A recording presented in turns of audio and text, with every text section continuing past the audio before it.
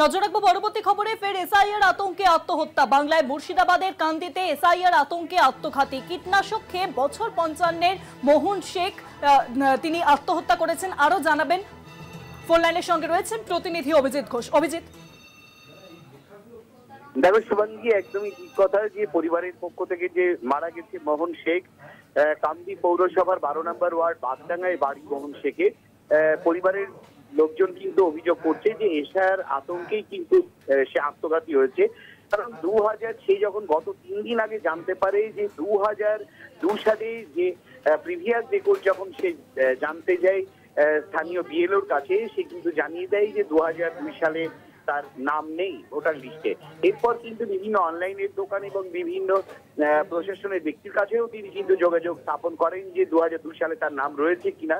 কারণ দীর্ঘদিন থেকে দেখো যে জন্ম থেকেই কিন্তু সে কাঁদিতে বসবাস করে, এমনটাই পরিবারের লোকজন জানাচ্ছে। 57 প্রায় 55 বছর বয়স, অর্থাৎ 55 বছর বয়স, 55 বছর থেকেই কিন্তু সে কাঁদিতে বসবাস করে।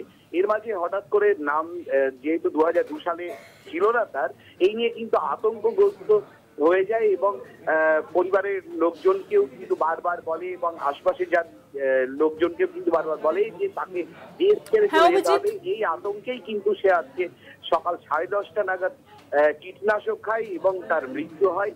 এরপরে কিন্তু পুলিশ মৃতদেহ উদ্ধার করে ময়নাতদন্ত করে পরিবারের হাতে তুলে দিয়েছে একদিকে, পাশাপাশি তদন্ত করে দেখছে কি কারণে আত্মঘাতী সেরকম পুলিশ যেমন দেখছে, পরিবারের পক্ষ থেকেও কিন্তু স্পষ্টভাবে জানানো হচ্ছে যে 2002 সালে তার ভোটার লিস্টে নাম অর্থাৎ প্রিভিয়াস রেকর্ড না থাকায় কিন্তু 3 দিন থেকে সে মানসিক অবসাদে ভুগছিল এবং আত্মহত্যা হয়েছে। একদমই তাই। অনেক ধন্যবাদ। তবে অভিজিৎ ফোন লাইনের সঙ্গে ছিলেন প্রতিনিধি অভিজিৎ ঘোষ।